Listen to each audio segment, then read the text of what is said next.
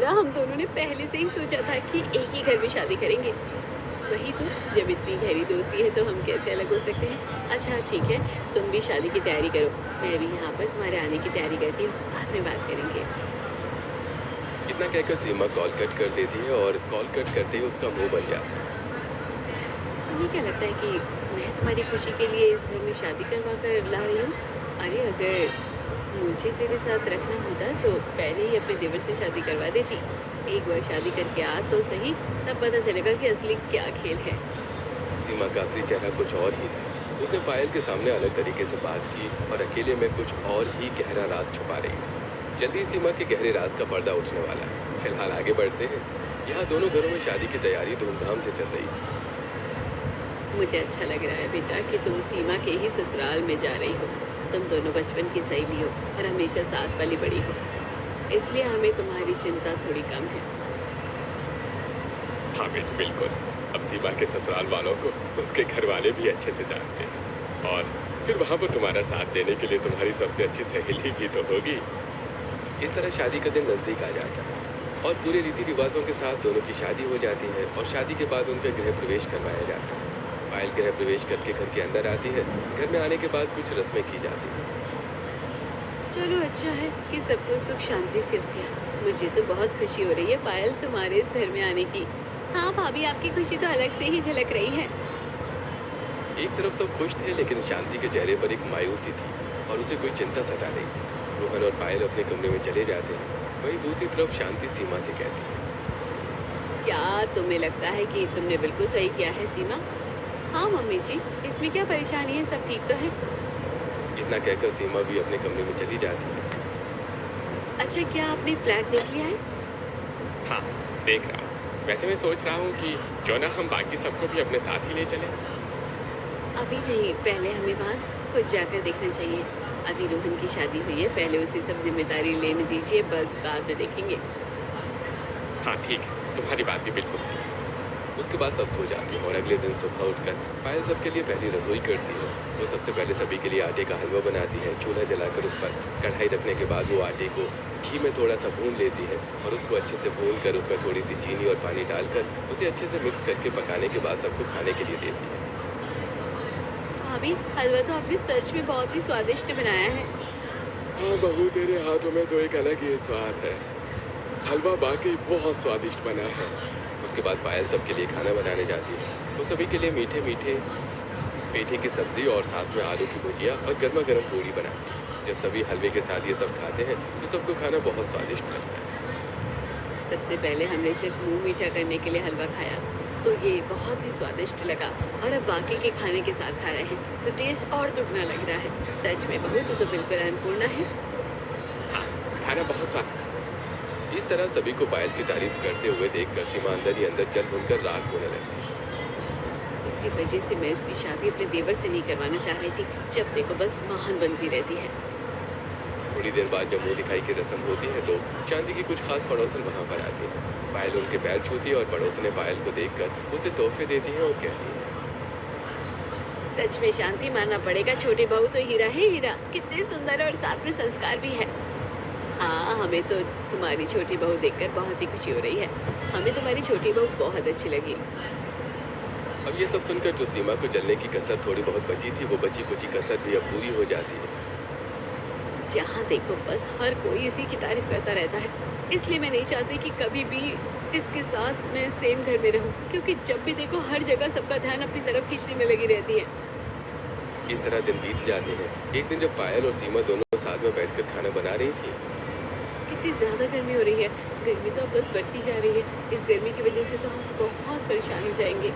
हाँ, गर्मी का कहर तो सच में बहुत बढ़ रहा है। इस गर्मी की वजह से हमेशा दिमाग भी गर्म रहता है। लेकिन मुझे खुशी है कि हम दोनों अब एक ही घर में हैं।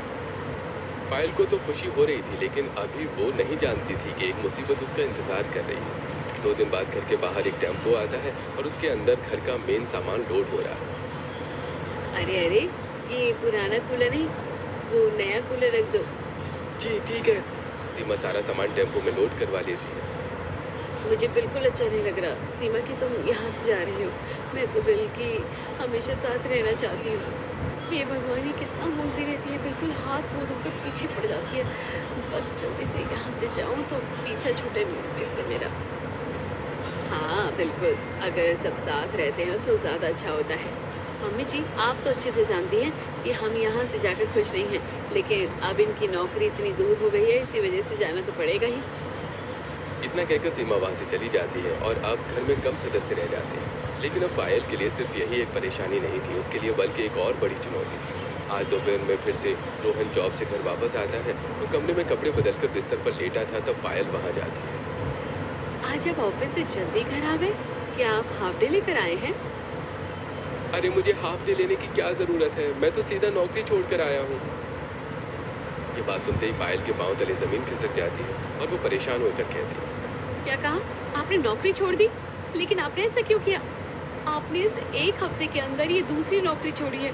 अगर आप ऐसा करोगे तो घर का खर्चे कैसे चलेगा? देखो घर का खर्च को चलाना मेरी जिम्मेदारी नहीं है, ये सब तो भैया अपने आप देख लेंगे। लेकिन मैं किसी के यहाँ नौकरी नहीं कर सकता, जब देखो मुझे ऑर्डर मारते हैं। मैं तो अपना खुद का बिजनेस करना चाहता हूँ, मुझे तो अपना खुद का बिजनेस चाहिए और मैं अपनी मनमर्जी का मालिक बनूंगा। ये बात सुनकर पायल को गुस्सा आ जाता है। भैया पहले ही कितनी मेहनत कर रहे हैं और अब वो लोग फ्लैट में चले गए हैं। वहाँ पर उन्हें उसका होम लोन भी भरना है। अब भैया कब तक कमा कर ऐसे हमें देते रहेंगे? अब आपको भी कुछ करना चाहिए। सिर्फ इस रीज़न की वजह से आप नौकरी नहीं छोड़ सकते, वरना घर में खाने के लाले पड़ जाएंगे। देखो मुझे ज्यादा शिक्षा देने की जरूरत नहीं है, समझी ना। तुम्हें इस घर में आए हुए अभी सिर्फ 10 दिन हुए हैं, लेकिन तुम्हें नहीं पता ये घर ऐसा नहीं है, काफी अलग है। यहाँ सब चीज का इंतजाम हो जाता है। अब तुम जाओ यहाँ से और मुझे आराम करने दो और अपनी अगली इन्वेस्टमेंट के बारे में सोचने दो कि मुझे कौन सी शेयर मार्केट में इन्वेस्ट करना चाहिए। मुझे तो लगता है कि आपका बचा कुचा सब कुछ गंवाने का इरादा है। पिछली बार जो पैसे लगाए थे वो भी डूब गए हैं। कम से कम इस बार तो रहने दीजिए, ये एक जुआ है। लेकिन रोहन कहाँ पायल के समझाने से मानने वाला था। एक तरफ घर में राशन खत्म होने वाला था और वहीं दूसरी तरफ रोहन की लापरवाही। अब तो उसने बिल्कुल नौकरी ढूंढना भी बंद कर दिया, जिसकी वजह से पायल बहुत परेशान रहती थी। एक दिन मम्मी जी, राशन खत्म हो गया है, अब हम क्या करेंगे? कोई बात नहीं बेटा, तू चिंता मत कर। मैं अभी पवन से कह देती हूँ, हमें कुछ वो पैसे भेज देगा। लेकिन मम्मी जी, भैया से इस तरह पैसे मांगना अच्छा नहीं लगता। पहले ही उनके ऊपर पैसों का लोड है, उनके ऊपर इस तरह और बर्डन डालना अच्छा नहीं है। मैं जानती हूँ बेटा, लेकिन हमारी मजबूरी है और हम उसके अलावा क्या कर सकते हैं? तुझे तो पता है कि रोहन का स्वभाव कैसा है। मुझे तो समझ नहीं आ रहा कि जब तुझे पहले ही पता था कि रोहन ऐसा है, तो तूने उससे शादी करने के लिए हाँ क्यों कहा? नहीं मम्मी, मुझे शादी से पहले इन सब चीज़ों के बारे में कुछ भी नहीं पता था। ये बात सुनकर शांति के पांव तले जमीन खिसक जाती है। अरे मम्मी जी, आप चिंता मत कीजिए। मेरी फ्रेंड शादी करके यहाँ आएगी तो सब अच्छा हो जाएगा। हम दोनों इस घर में साथ रहेंगे। बेटा, मुझे उस चीज़ से कोई परेशानी नहीं है, लेकिन तुम तो रोहन की आदत के बारे में अच्छे से जानती हो ना। किसी भी लड़की की शादी रोहन से करवाना मुझे तो ठीक नहीं लगता। जब तक ये सुधर नहीं जाता तब तक इसकी शादी का कोई फ़ायदा नहीं है। अरे मम्मी जी, आप चिंता मत कीजिए, मेरी सहेली आकर अपने आप सब ठीक कर देगी। उसे इस बारे में सब पता है। शांति भी आगे पायल को और क्या ही कहती। उदास होकर वो अपने बड़े बेटे पवन को फोन करती। माफ़ करना बेटा, तुम्हारे वहाँ जाने के बाद भी मैं अभी तुमसे पैसे मांग रही हूँ, लेकिन तुझे तो पता ही है रोहन कैसा है। उसने फिर से नौकरी छोड़ दी है। इस रोहन का तो मुझे कुछ समझ ही नहीं आता मम्मी, पता नहीं कब समझेगा। अब तो इसकी शादी हो गई है, शादी के बाद तो इसे समझ जाना चाहिए। जब देखो बस इसी शॉर्ट ट्रिक में लगा रहता है कि इसे जल्दी अमीर हो रहा है और किसी के नीचे काम नहीं कर रहा। ये कहेगा कोई राजकुमार है ना। बाकी आप चिंता मत करो, मैं राशन होगा। इस चीज़ के लिए कभी भी आपको चिंता करने की ज़रूरत नहीं है, आखिर आप मेरा परिवार है। शांति का बड़ा बेटा पवन बहुत ही लायक था और वहीं दूसरी तरफ उसका छोटा बेटा रोहन बिल्कुल नाराज। आज पवन राशन की दुकान से कुछ राशन घर पहुंचा देता, लेकिन पायल को ये बिल्कुल भी अच्छा नहीं लग रहा था। इसलिए उसने ऑनलाइन काफ़ी सारी कंपनी में अपना रेज्यूमे सेंड किया। दूसरी तरफ घर में इतनी गर्मी, सीमा अपने साथ सारा सामान ले गई थी और घर में सिर्फ अब एक कूलर ही बचा था, इसलिए सब साथ में सोते थे। आजकल ये कूलर की हवा भी फेंकने आने लगी है। सच में यहाँ तक बिल्कुल हवा ही नहीं आ रही। अरे तो भैया को बोल दो ना कि हमें नया कूलर लाकर दे देंगे। अब क्या जिंदगी भर बुढ़ापे तक का तेरा ठेका वही लेता रहेगा? तुझे शर्म नहीं आती? तुझे भी तो कुछ कर लेना चाहिए। तो क्या हो गया, हम सब एक परिवार हैं और अभी जो आप मुझे बेवजह डांटते रहते हैं, देखना एक दिन जब मैं बहुत अमीर हो जाऊंगा तब आप सब मुझे सैल्यूट करोगे। रोहन की ऐसी हरकतें देखकर पायल को तो बहुत गुस्सा आता। इसलिए उसने फैसला कर लिया था कि वो नौकरी करेगी। अगले दिन शांति को वो बताती। मम्मी जी, मुझे एक कंपनी ने कांटेक्ट किया है और मुझे इंटरव्यू के लिए बुलाया है, तो मैं आपसे पूछना चाहती हूँ क्या मैं नौकरी कर सकती हूँ? बेटा, तुझे इतना परेशान होने की ज़रूरत नहीं है। अभी तेरी नई-नई शादी हुई है और तू आते ही काम करेगी। अब मम्मी जी, रोहन जी तो काम नहीं कर रहे हैं, तो किसी न किसी को तो करना होगा। इन्होंने किसी से पैसे उधार लिए हैं।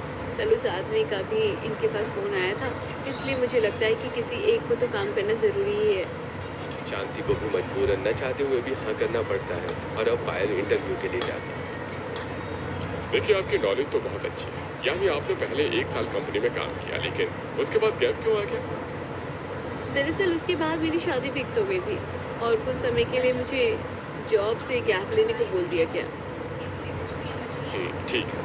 तो कल से आप यहाँ पर ज्वाइन कर सकते हैं। Thank you so much sir. इस तरह पायल को जॉब मिल जाती है और वो खुशी खुशी घर आती है। जब ये बात सबको पता चलती है तो सब खुश होने की बजाय थोड़ा दुखी होते हैं। क्या बात है, आप सब इतना परेशान क्यों हैं? क्योंकि हमारे नालायक आवारा बेटे की वजह से तुम्हें नौकरी पर जाना पड़ रहा है। बहू, मुझे बिल्कुल भी अच्छा नहीं लगा। कोई बात नहीं पापा जी, मुझे पूरा यकीन है कि एक दिन उन्हें सब समझ आएगा, लेकिन तब तक हमें भी तो कुछ करना चाहिए। वहीं गर्मी से सबकी हालत खराब थी और निधि जब पानी पीती है तो एक तो पहले घर में फ्रिज था, सीमा भाभी फ्रिज भी ले गई, अब तो ठंडा पानी भी नहीं मिल ऐसे होते। सबको परेशान देखकर पायल एक जुगाड़ करती है। वो रसोई के पास वाला एरिया, वहाँ की मिट्टी को अच्छे से खोद देती है। पायल ने निधि को घास लेने भेजा था और निधि जब घास लाती है तब पायल वहाँ पर बहुत सारी घास रखकर उसमें पानी डाल देती है। फिर वो मटके पर गीला कपड़ा लगाकर उस मटके को उसके अंदर रख देती है। थोड़ी देर बाद पानी ठंडा हो जाता है। भाभी आपने कितना अच्छा जुगाड़ किया है। हाँ, पानी बिल्कुल ठंडा हो गया। अब इस तरह पायल जॉब करना शुरू कर देती है, लेकिन इतनी गर्मी में सुबह घर का